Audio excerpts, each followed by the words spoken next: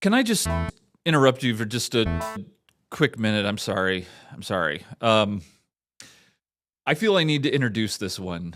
This show is going to be an unusual one. It's actually the very first show that we ever recorded for the Renton Rathbun show, which once you watch it, you will see how weird that is.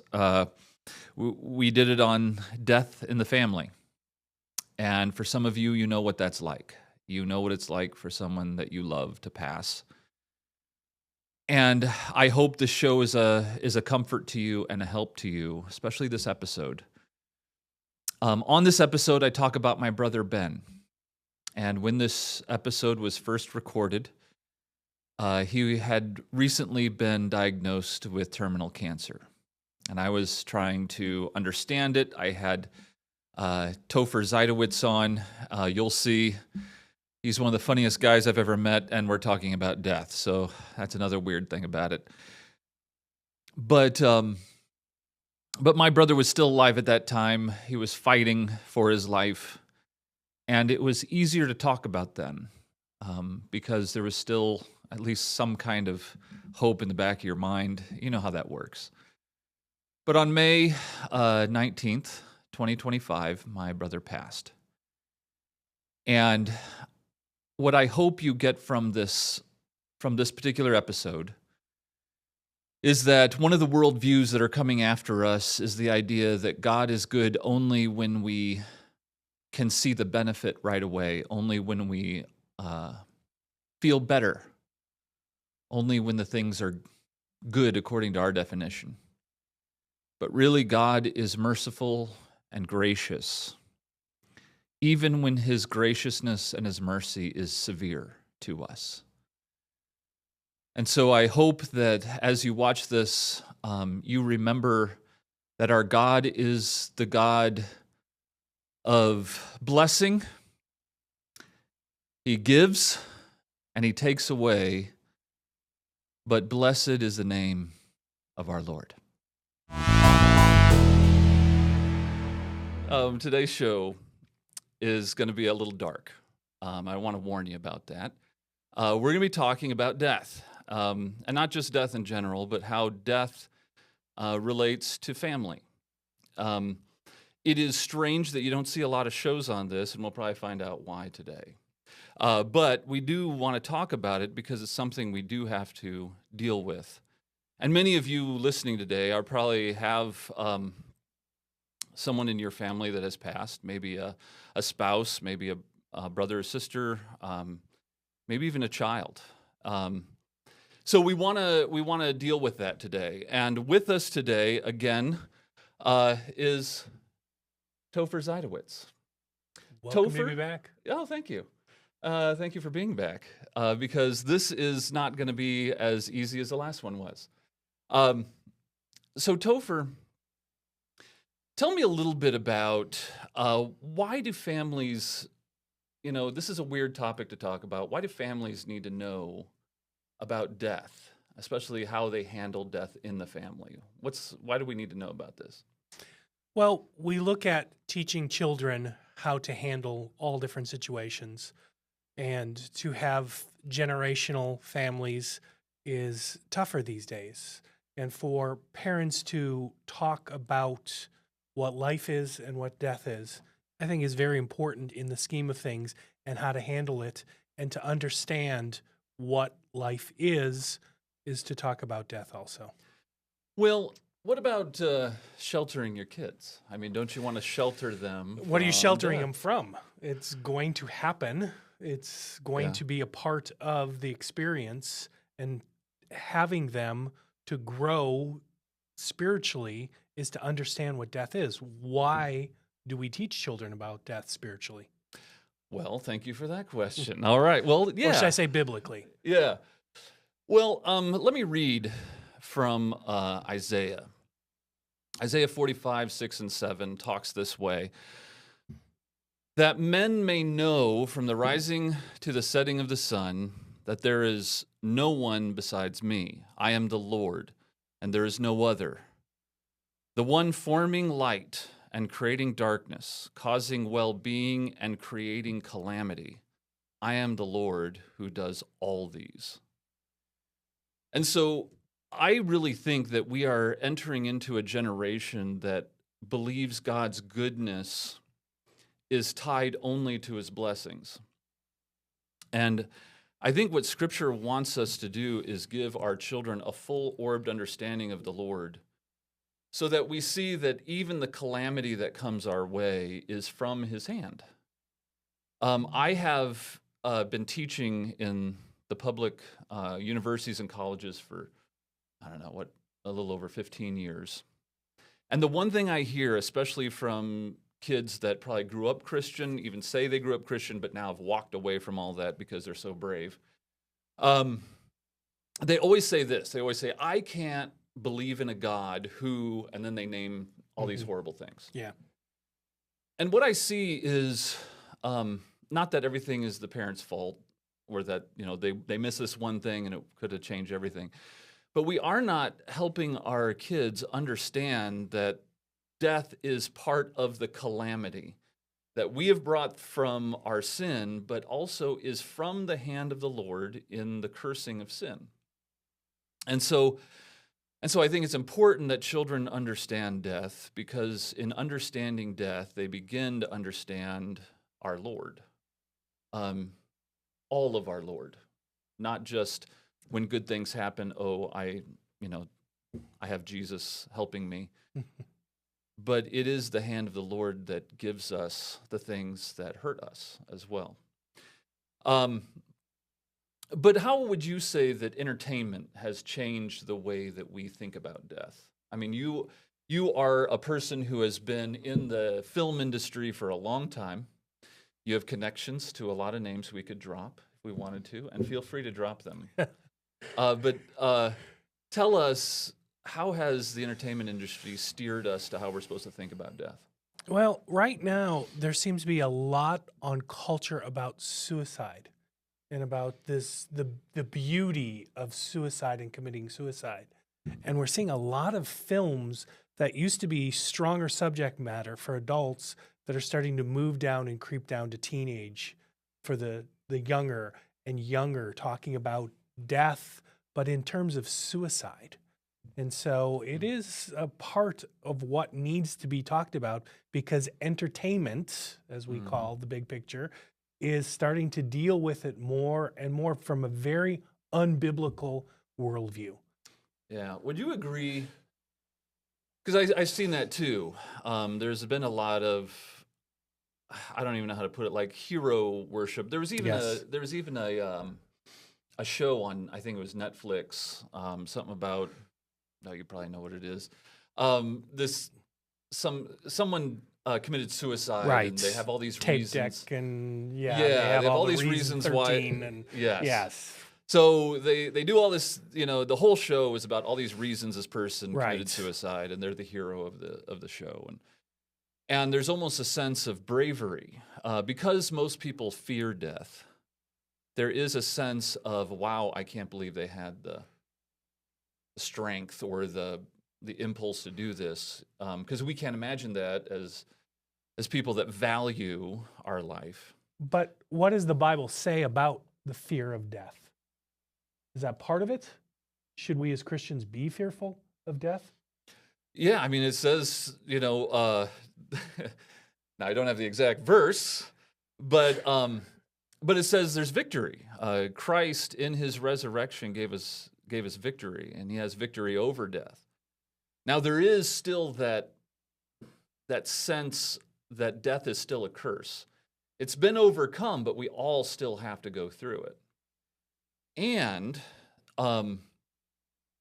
there's a lot more information in Scripture about how we live today than what's coming up Right. next. I mean, I don't know what it means to live without my body for a while and then be rejoined with my body. I don't know what the new heavens, the new earth really looks like. I don't know if I'm going to have a job, if I'm going to need a car. I mean, Randy Alcorn, if you don't know who that is, it's fine. You don't need to. But he wrote a book, talking about all the different cars that we might have in heaven, which I think is a waste of printing materials. But my point is that we still have this dread of it. not dread in its ultimate sense, but a dread in how I am going to face that. What's that going to look like? And what's it going to look like after all this? So when I think about this, I think about when we have an actual experience from someone close to us, and that's what brings us to what we want to talk about today. Mm-hmm. Because on the docket today is and I know our audience may not know that your humor is a little more dark, and that's acceptable. This is a safe space for you. Good. So we all deal with this in different ways. You have a very interesting story that I want to hear about with your family and how you have been faced with death in your family. I have a story as well, but I want to start out with yours because when we really come down to it, we can have all these highfalutin ideas about death and make all these biblical statements that are probably very true. But when it comes right down to it, we want to know how we have dealt with it, what it looks like when it's in our home. So give us a little background about your life and what led to the experience you want to talk to us about. Well, in my early 40s, my parents were diagnosed with cancer, both parents, and they lived up in Wisconsin. So I moved them down to South Carolina, got them an apartment, and basically lived with them for about 4 months, taking care of them in their last days. 16 years apart, my parents were. So my dad also had diabetes and other issues. He was going slowly, and my mother, when she was diagnosed with cancer, it moved rapidly. And so moving them down here and taking care of them was very important. To live with them and take them to appointments and everything, it became challenging to have two people. We moved one into hospice after about a month or so, but still lived at home in the apartment with them. My father died on January 2nd, which was my mother's birthday. And she had already moved into hospice. And so we talked to her about everything, and she died 2.5 weeks later. Very difficult situation in the fact that to watch both parents dying at the same time, you just are by their side taking care of them as if you're the adult now, and having to care for their needs. I think what was the hardest was knowing how to trust God in timing, because you'd never want to see a person suffer. You don't want that. And to be by their side and holding their hands, seeing suffering, that tendency to pray constantly, Lord, take them now, to just relieve that pressure. This was during the holidays that all this was going on. And so I had 2 special needs sons, and to talk to them about what's going on in the simplest terms. It was a long goodbye, but when it happened, it was almost a relief that they were in a place well taken care of, in a place where neighbors cared about them. In the end, they made professions of faith, and I know they are in heaven, and that God had worked that out. And then, a year later, my brother-in-law was diagnosed with cancer, and being at his side when he passed also. So 3 people in the span of a little over a year caring for them. He left 3 children behind and caring for them. It's different if it's your parents and they've lived good, rich lives, and it's different if, it's a parent of your nieces and nephews and trying to take care of them. So while you're with your parents and you're visiting each Yep. Up and back, up and back. up and back, there I've always been interested in the amount of time between the independence that they have, where they're making decisions, they have authority, still their home. Right. There's a certain amount of authority, no matter how old your kid gets, you're still their parent. And they say you never stop parenting. Um, and so you watch this person that had authority, that had independence. How long between where they were, pretty independent and doing their own thing, making their own decisions, to moving down with you and laying in beds and unable to do anything anymore? Well, the decline was pretty quick for both. They were independent living up in Wisconsin, and winters were just too hard. So I used the idea of moving them down before winter happened. And so once they moved down, the decline happened quickly. And, I was thankful they had set aside some money. We went through it to get caregivers. There had to be time for caregivers and hospice and all these different needs, all the medical stuff that had to be taken care of. My dad was VA because he was in the military, and there wasn't a VA hospital near us, and having to go to Asheville to drive him for emergency visits. And there's a lot to it. So what do you tell your dad? Yeah, your dad's laying in bed. He's the one that's had probably the most effect on who you become, the most influence, in that you desire his approval and that you want him to be proud of you, What do you say to that man to comfort him while he's laying in bed and he sees death coming for him? How do you comfort your own father? What does that look like? For me, the hardest part was looking him in the eye and just telling him I love him for who he is and taking care of him, because there was a little bit of, guilt or shame in having to be taken care of, to have medical needs being taken care of, all of those things, daily things that have to be taken care of, very difficult. I had a wonderful wife that was by my side also, who tended to take care of my mother more, and I would take care of. So it was man-to-man coverage at times that we would do. Yeah. I would work all day long at my teaching job, and then I would come home and all night take care of them, and then go to work the next day. And my wife and kids would come and visit, and food. So looking my dad in the face and just talking with him, and there was almost a role reversal, just to know that he had provided all of those years. He received the Lord later in life, but he was a man who always provided for his family and wanted to provide. So this was the ultimate giving back, because I was the one that left them to go to college.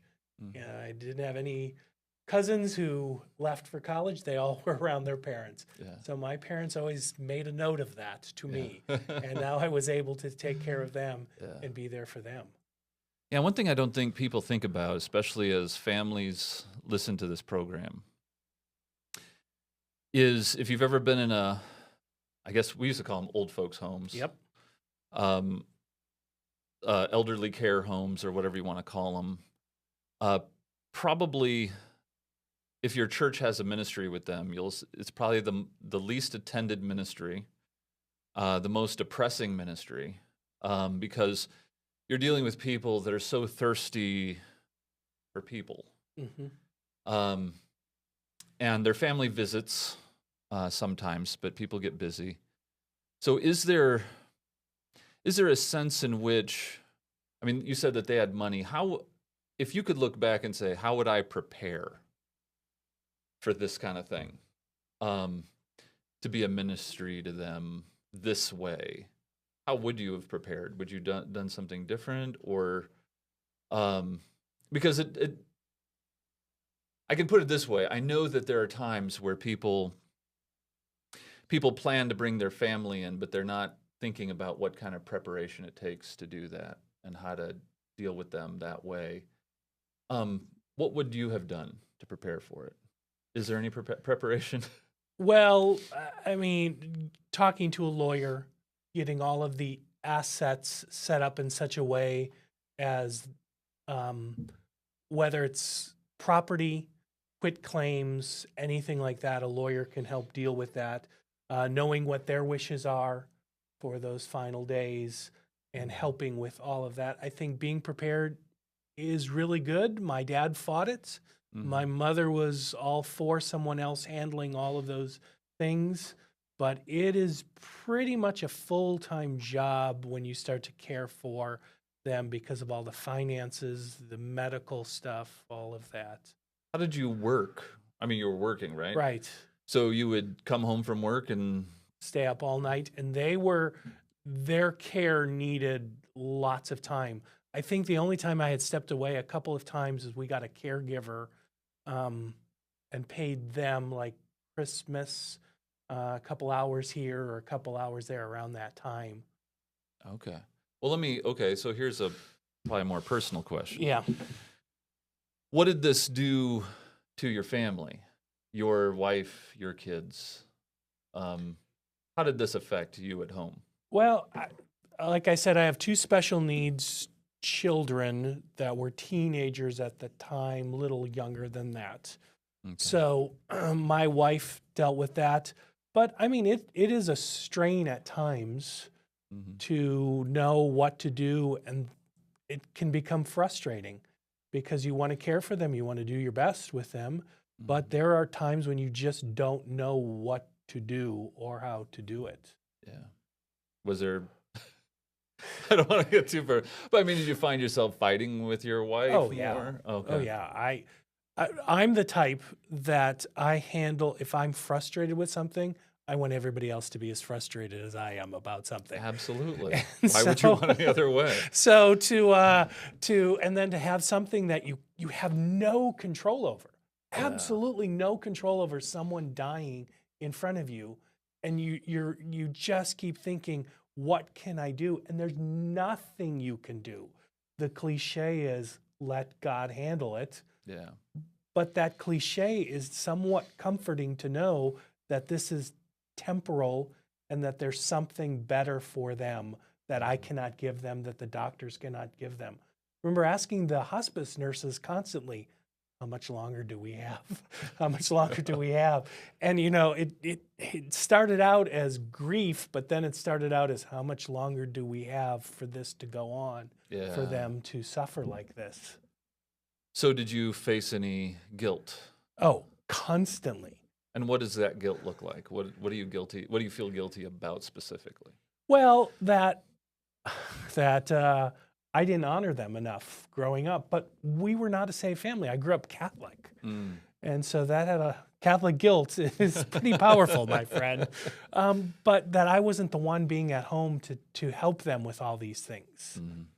They paid for my college for the most part. And so I wanted to be able to be there for them in those last days. I can look back, though, and say, I did the best with what I had, the way the Lord provided for me. And so to be there for them in those last days, my sister was unable to because she was up in Wisconsin. Okay. Yeah, tell me about that dynamic. Do you... Oh, other family members are the most dynamic, but I only had one sister, so... I mean, is there a set... Did you have a little bit of feeling like, why can't she come down here and do something, do more? Is there... We don't have to talk about everything. No, you want someone else to take over the burden sometimes. Yeah. And you feel like, but then I would think about my wife, and these are not her parents, and yet she's taking care of them, and God has gifted us in such a way that our family, yes, they are special needs, but they are not high maintenance like other special needs kids. Okay, so that's maybe something else we need to talk I, about. I think every child's a special needs kid. Don't get me wrong, but we don't have the same issues other people have. They were a gift from God. So why don't you tell us, maybe our listeners don't know, but why don't you tell us just very briefly that dynamic, your kids? I have 2 boys. They have Fragile X syndrome. It's hereditary from my wife's side of the family. Developmental delays. And so they're 26 and 24 now. Still living with you. Still will be there till we die. And all our plans for them are set in place so that someone can care for them when we go. Let me ask you this: with your experience with your parents, you know that your kids won't be able to take care of you the way you were able to take care of your parents. So I think about that constantly. Okay, Who's going to take care of us? So what do you have a plan, or do you just Nieces and nephews that love you very, very much? Whoever wants everything, they get that baggage. So you got to keep that house nice. Yes. Make sure you have a decent car. It's all going into a trust and an estate to take care of all of them, whoever wants it. All right. Well, just keep me in mind. I'll take care of you. Yeah. Okay. What about you? What about me? Yeah. No, we're just talking about you today. Okay. Oh, okay. Yeah, so I've had some experiences in my family as well. When I was in 10th grade, okay, so a little background, I guess. My grandma had Alzheimer's disease, but she didn't get Alzheimer's. Well, back then we didn't know. Yeah. I don't even know if I'm still saying the word right. We used to call it old-timers disease, but I guess it's Alzheimer's. It's Alzheimer's. Sounds very German. Is it German? Yeah, figures. Anyway, no offense to our German listeners, but she's got to a point where she couldn't live on her own very well. Right. It was just these little things, we weren't sure she was eating right. We weren't sure that she was doing the things, bathing and the stuff we know she needs to do. So my dad built an addition onto our house, and she lived with us. And that happened, I think, even before I came on the scene. So all my memories from when I was a little, from very young to 10th grade was grandma lived with us. We even moved from Omaha, Nebraska to Toledo, Ohio. And my dad built another addition on that Toledo house for grandma. And that's all we knew. As we got in the Toledo house, things got a little more obvious. She would wander off, and we'd have to find her. Finally, her legs were had so many difficulties. She couldn't walk far enough away for us to have to go find her. So, but we had all kinds of different stories. Some, one was our principal came and ate at our house. It was a really big deal. His whole family was with us. And we were, it's one of those few times where, mom and dad kind of act like we're formal here, but we're not. But anyway, everything was just seemed a little like we all went, after we got done eating, we went to the living room and sat on the couches to talk. I was like, we call this fake house in our house, where we live according to who's coming to visit us. Well, we had fake house that day. And so we're all sitting, as we always do, sitting around asking what the Lord has done in our hearts. And so anyway, we're all sitting there, and grandma goes off to take her evening bath, which was a relief to us because you just never knew what she was going to say. She was usually very good until it came to food. She would finish her plate and then forget that she ate, and then accuse us of starving her. But that didn't happen that night. So that was really cool. And we're all sitting in the living room, the principal's kids, us. We're having this very formal conversation, very spiritual. And I started hearing this scratchy sound that is usually made by my grandma, because she had these slippers that she always wore. And we had these wood floors, and you could hear her coming. You knew she was coming because you hear this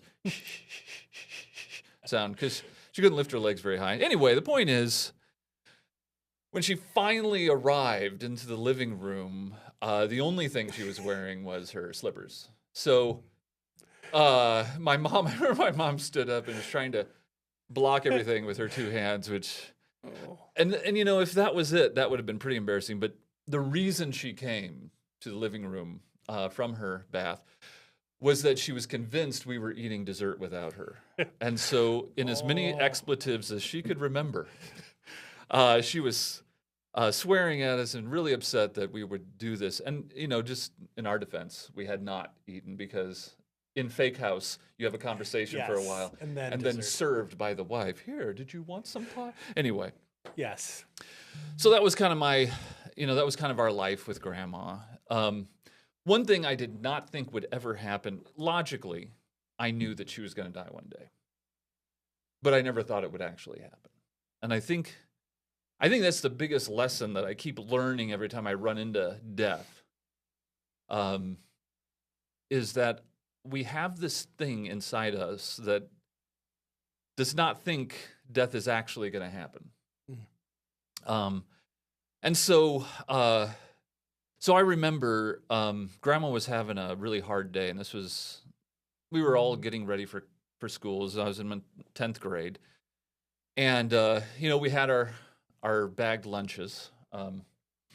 Back then, the school did not provide you with lunch. You had a bagged lunch. It was, for our younger listeners, we had this tiny little bag, and you would put bag. Yeah, your mother would actually put food in it. And what my mom would always do is make sure that the sandwich was at the bottom, and then the apple, which we never ate, of course, because who eats apple? Anyway, was right on top, so it was nice and mushed. And then the chips on top of that to make sure your bag. Chips were for trading. Yes. Yes. But also to make your bag super, super greasy.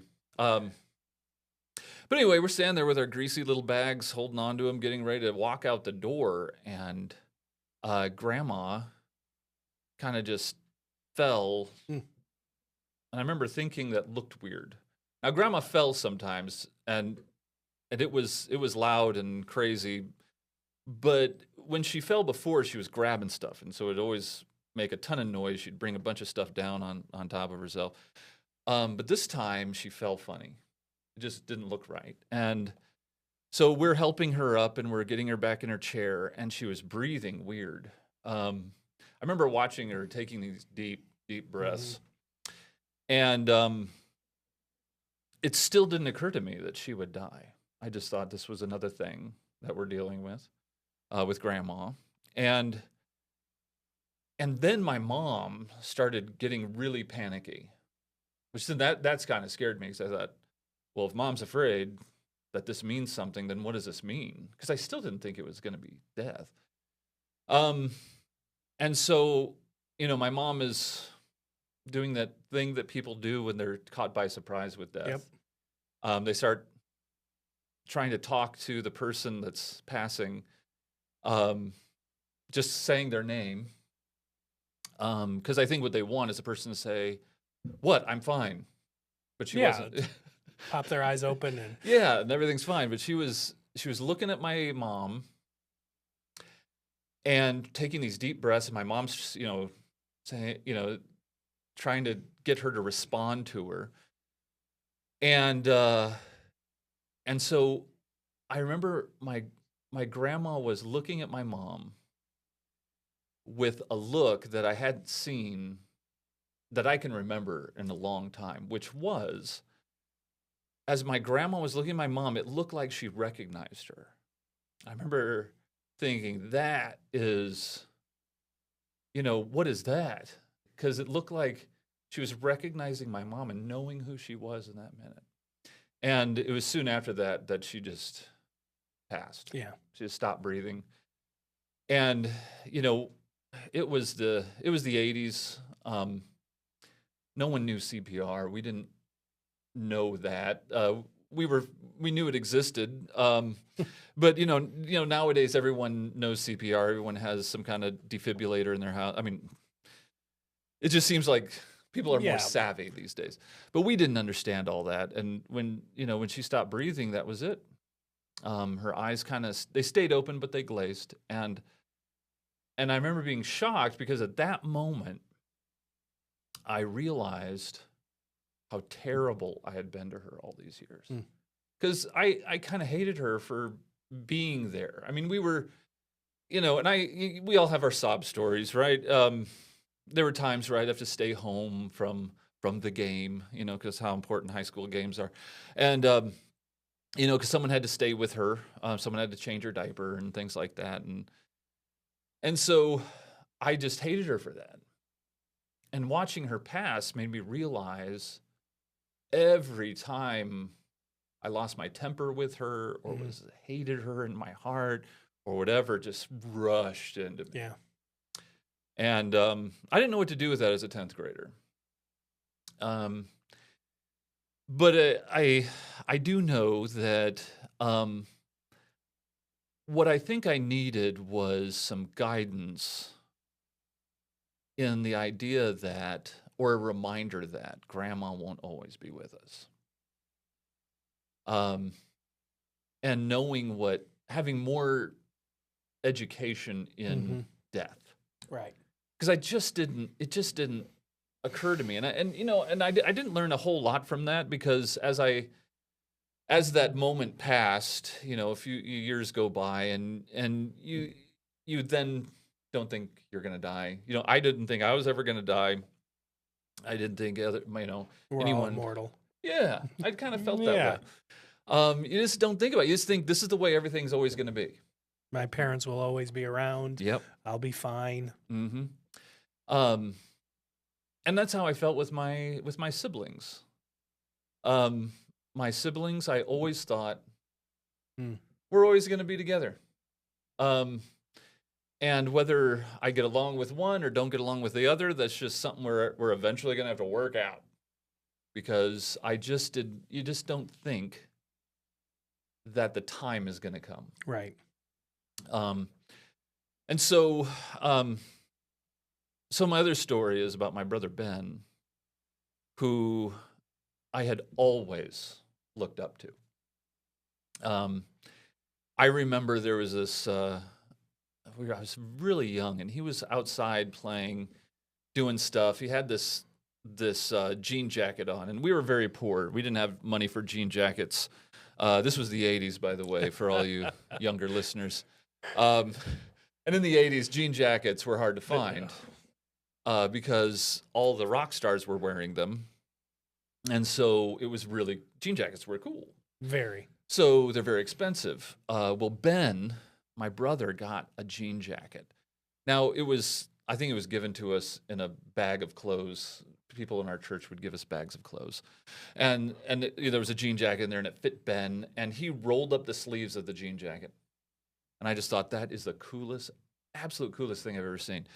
And, it fit him perfectly because he always had a really, pretty good physique. And I remember wanting that jacket.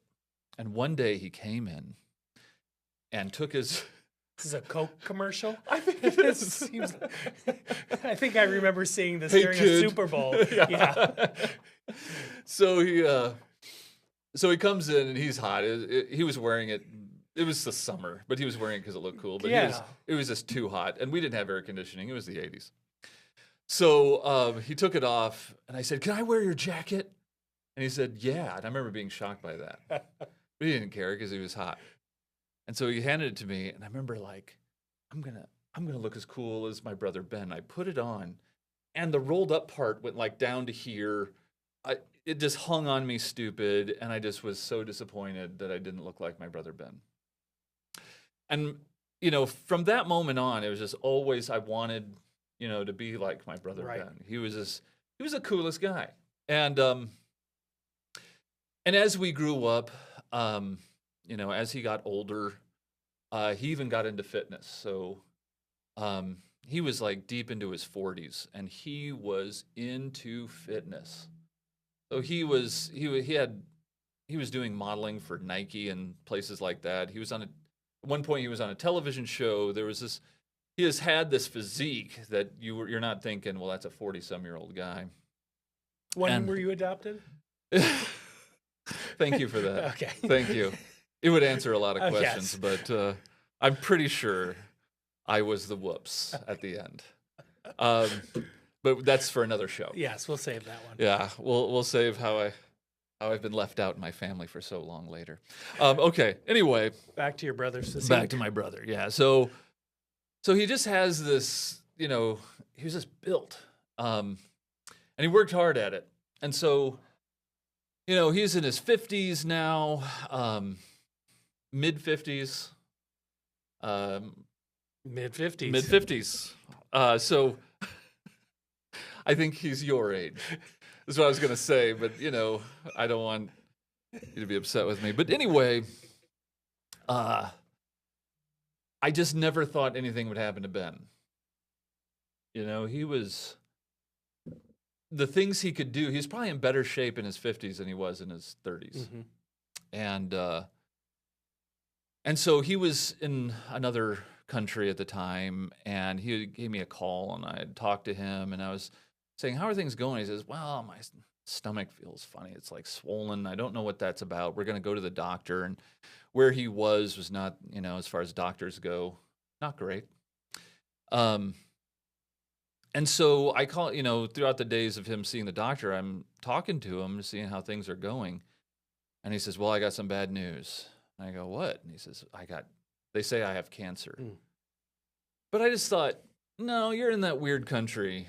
And I don't trust doctors if they're not in America. I mean, I know that sounds terrible, but that's how I feel because I'm an American. That's how most Americans are. And so I just thought they're just, they're basically a third world country. He's going to come back to America. They'll say, no, you just have, this issue that will go away. And so I guess I just did not prepare myself at all. Because I was convinced, even if they're right, it's probably one of those cancers that, what doctors say, if you get cancer, this is the one you want because we can handle it. And I was just sure that's all that is. He will be fine. But he wasn't fine. When he got to America, he finally got to a doctor, and they said it was stage 4 colon cancer that had spread to his stomach. And that's what's making his stomach swollen. And so then I went to go visit him in the hospital. He was up in Michigan.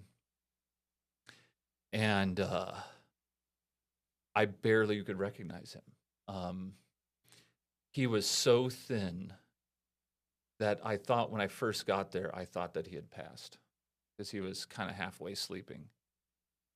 I didn't recognize his face. His face doesn't look like his face. And his belly was swollen. I mean, everything that you don't want to be in health. Mm-hmm. Thin body, swollen belly. That's what he was. And I was completely unprepared for that.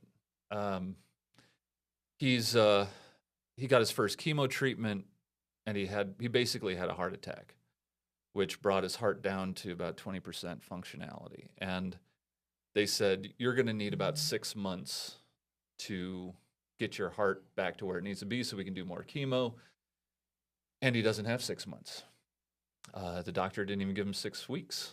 So now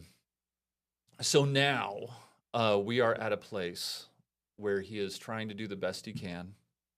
He's trying to eat, trying to drain his belly as best they can. He's trying to eat well to try and be in the best health he can be underneath these circumstances without maybe ever being able to do chemo again to try and kill more of those cancer cells. And even though I've had an experience with death with my grandma, I once again feel like I am completely unprepared for this. I feel like right now I'm able to handle stuff because he's alive. Right. But I know the day he passes, I am not going to be okay. Right. Let me ask you this. What kind of advice, with someone who's sat at the bed of people you love and watched them pass, what kind of advice would you give someone who's going to be facing this with a sibling? What are some things that, I'm going to try and make this easier question for you. What are some things that you did that you would tell other people not to do? Or what are some things you wish you did that you didn't do? Or is there any advice that you would have for people that are about to face this? Well, I was there at the moment, excuse me. I was there at the moment when all three of them passed. I can think of every moment around that. I was the primary caregiver for my parents, and I took over a lot and did a lot for my brother-in-law. I kept myself very busy with managing doctors and everything else. I held on to their hand. I was the one who whispered into my mother's ear, "You can go. Don't hold on anymore." And shortly after that, she went. Father being about the same. It was after a Packer game. The Packers won. So that was good. Because he's a I Packer told fan. him, yes. Oh, yes. I told him that they were going to the Super Bowl that year. And that was it for him. And, Mike was it was after 12 hours of sitting at his side, and he went.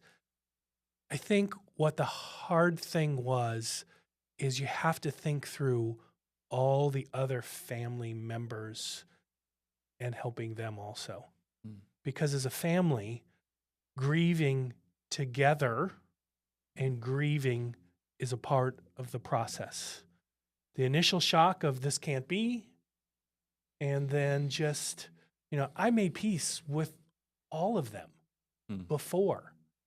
So there was a lot that had gone on before that, and it was a very long goodbye, very long.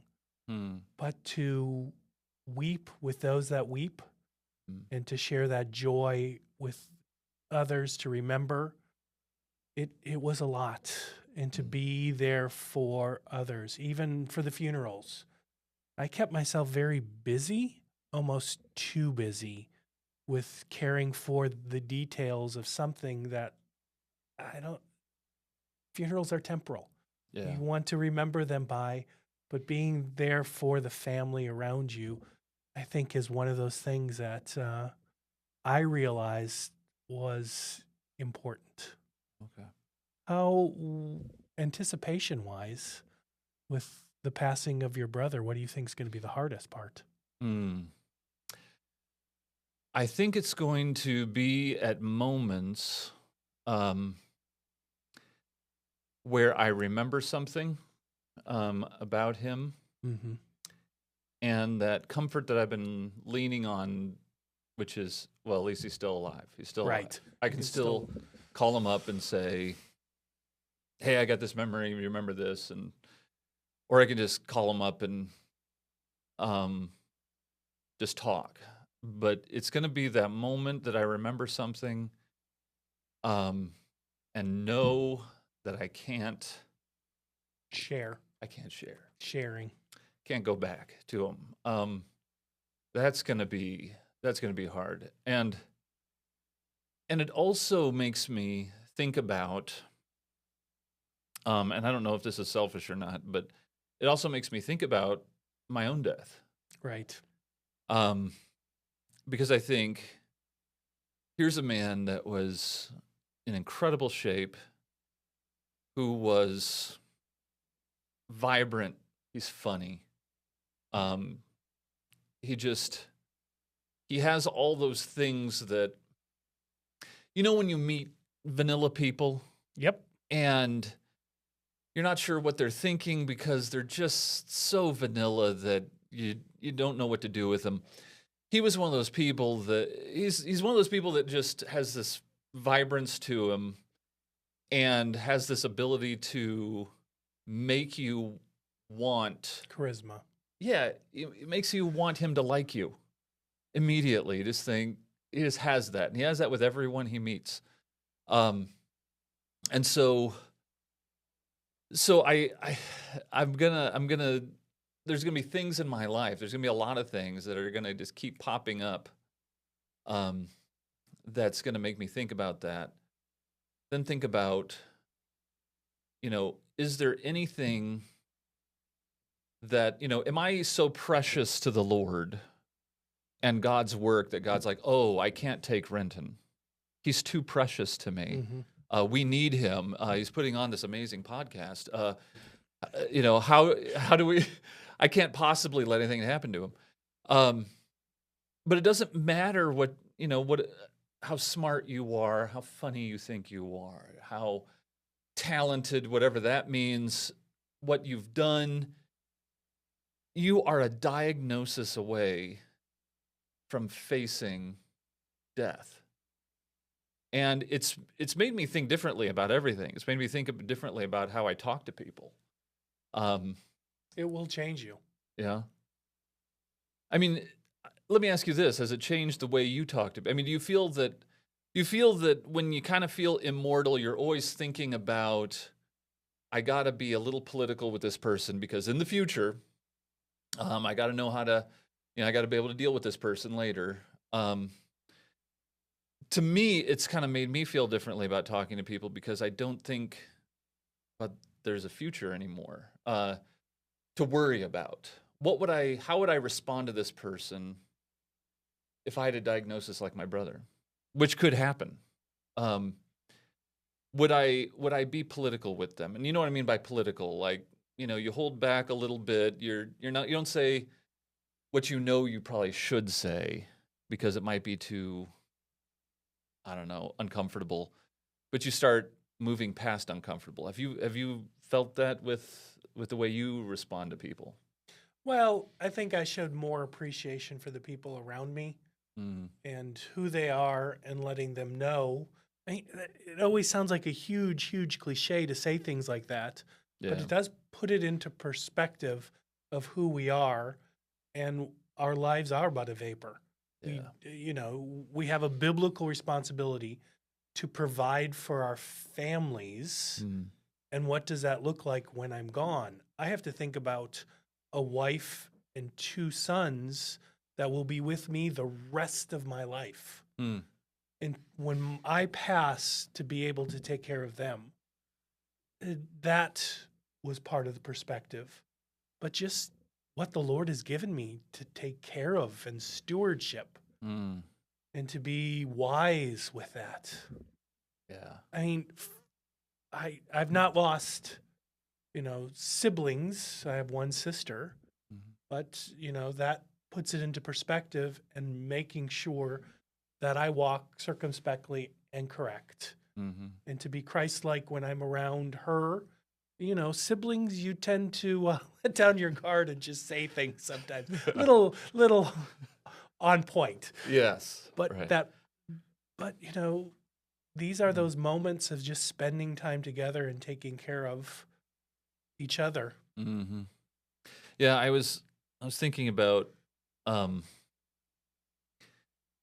when you're faced with death, how you think about why you're here. And I've taught philosophy for many years, and the question of why we're here always comes up. And it's so much easier to answer when you feel immortal. Right. You're here for this special thing that will give you attention and glory. And so it's fun to talk about why you exist when you think you're here. By philosophers who put it on paper who are now dead. Yes, that's right. That's right. Many of which had really hard deaths. Yes. And so death always seems like it's something that happens to other people, not me. And so I've been thinking about, why are we here? I've had the opportunity to be in several positions in which I've been able to watch really, really bad leadership happen. Just through the different jobs I've had, some churches I've been in the past, where I've watched terrible leadership. And I think the commonality with bad leadership is the idea that I need to be here. And if I'm not here, this place falls apart. What I found is good leadership is when someone believes that I need to be replaced for the next generation. I need to be replaced. I am replaceable. And not only that, but I need to be replaced. Who's going to replace me? Good leadership looks down into the Right. next generation and says, these people need to replace me. How do I prepare them for this? Not how do I keep them there so that I can rule. And I've been rethinking even my parenting. Have I been preparing my children to replace me? Mm. I have a 24-year-old, and then a what are they now? 8-year-old and a 9 and one that just turned 10. They keep changing their ages like every That year. happens. It's insane. I don't know what's wrong with these kids. So anyway, we have super young kids and an older kid. Wow. And that was because of fostering. We decided to foster to adopt, and because we almost had an empty house, and we thought, I just don't know if we're ready to be happy. So let's get more kids. No, that's terrible. But you can say that when you have kids. Anyway, the point is when I look at a Generation X raising a Generation Alpha, I'm constantly thinking, am I preparing these kids to stay my kids? Mm-hmm. Or am I preparing these kids to replace me? How am I doing that? What am I doing that's intentional? And when I look, and I've been looking lately, I just think, I can't think of too many things that I've been doing that's intentional work to get these kids, even my 24-year-old, how do I train them to replace me so that they could be leaders, so my sons can be leaders in their home, so my daughter can be a leader to her children and to other women in her church one day? How am I teaching them to do this?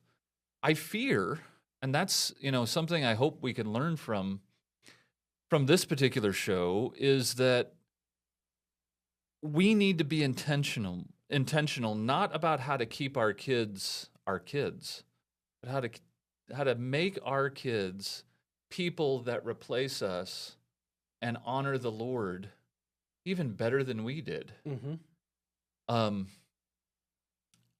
I mean, we only have a few minutes left, but with a minute or two, tell me how you felt about how, did your dad have kind of a way about him or a reputation about him that you kind of long to have as well? Are there things about your dad that you want to be? Well, my dad was a great provider, and he would always talk about he worked 35 years, never took a sick day in his life. So that was always at the forefront if we were going to be sick from school. We got that whole lecture. Oh, wow. Don't call in sick, crawl in sick. My dad had a very rough life. He was not wanted as a child. His mother pawned him off to family members, and he only went up to 5th grade education-wise. He was a functioning illiterate. Oh, wow. And so he struggled. My mother did too. And so they struggled with how to parent. And so they did the best they could. They wanted us in private schools. We went to public school for a couple of years, but then they paid for us to go to Catholic school and then to Christian school. So, I realized early on that I have to love them for who they are. Mm-hmm. It took me a long time to realize that. Mm-hmm. And then to find parenting through mentorship and through others so that I could be a godly father to my sons. So I would encourage you with our last couple minutes, for those that are listening or watching, as you anticipate the curse that we have through sin, which is death, as you anticipate how your children will replace you. What will that look like? Have you done the work it takes for them to desire to be those that replace you? Have you done the work it takes to show them and given them an example of what it looks like to walk in the Lord? I think that's my big challenge. Um, I do a lot of stuff in my family when I walk with the Lord privately, whether I'm reading my Bible, praying, and things like that. And I think one of the things I need to be challenged with as I think about how I'm preparing my children to replace me one day, or you grandparents teaching your Mm. grandchildren, um, think about how this will affect you and affect them and what you can do to make yourself replaceable.